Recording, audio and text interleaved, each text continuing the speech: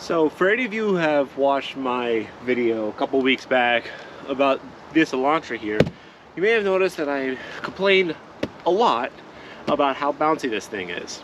Well, these boxes here is a new set of shocks that we're going to be putting on. This will hopefully save my back. Let's see what we can get these done. A bit of a full disclosure, I ordered these off of Amazon and they were definitely some no-name brand. But considering how old the car was, it didn't really make much sense to go with like a giant name brand for a couple of reasons. Firstly, your name brands are ridiculously more expensive than these were. This was about 250 bucks for all four, for both sets, for all four corners. Yeah, left side definitely looks like the way it's supposed to, with everything in the right spot. The rubber feels nice on the inside. You know, it feels like a OEM pair of shocks.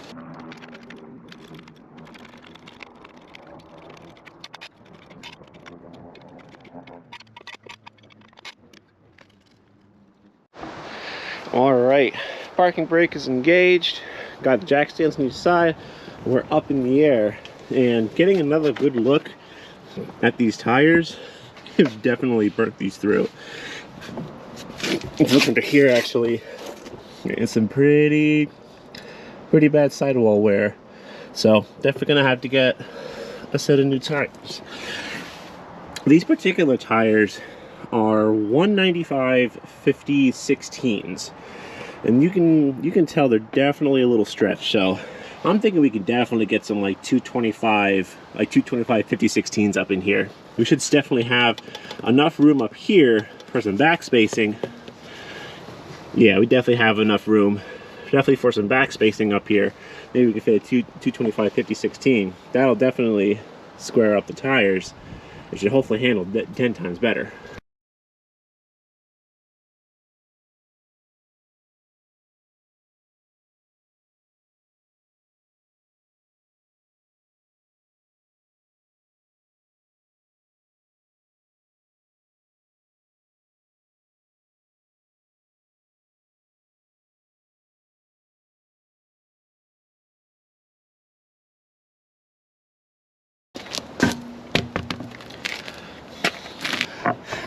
Check this out.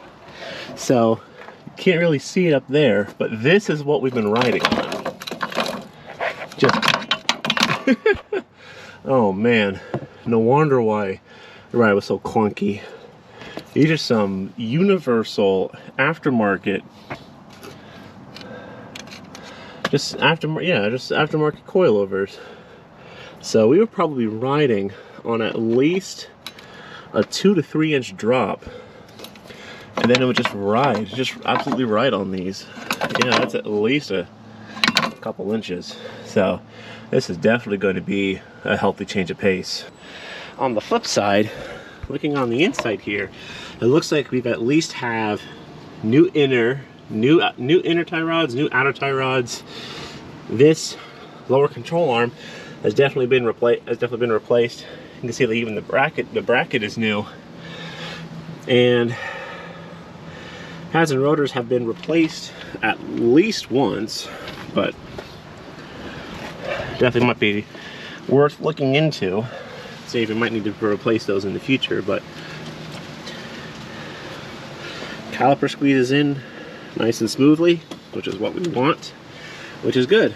So even though we got to do shocks on this thing, the previous owner definitely took care of it, at least for the most part, shocks notwithstanding. But thankfully, as I stated in the last video when I was driving this car, everything is bolted together. Everything is super simple.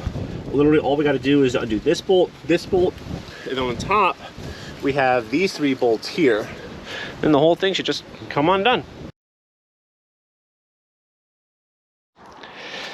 All right, we got one side out, 2 side out. Now the other one's going in nice and smoothly. I got the jack jacked up so this way we can get all the bolts lined up. So if I read my research correctly, these two get torqued down to about 100 foot-pounds, and these three up here get torqued down to about 40 to 60 pounds. Or might be maybe a little bit less. I'll have to double check that. So one side's already mocked up, that one's showing going just as fine, and then it's on to the back side.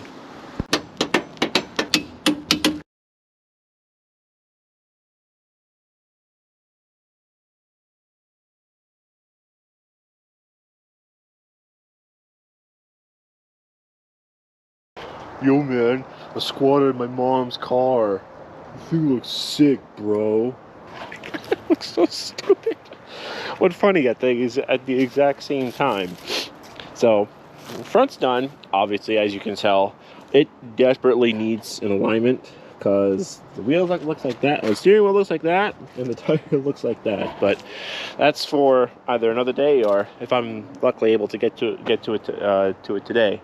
So let's get this thing turned around and get the backside. And with the power of editing, apparently you can manipulate time as well, and daylight.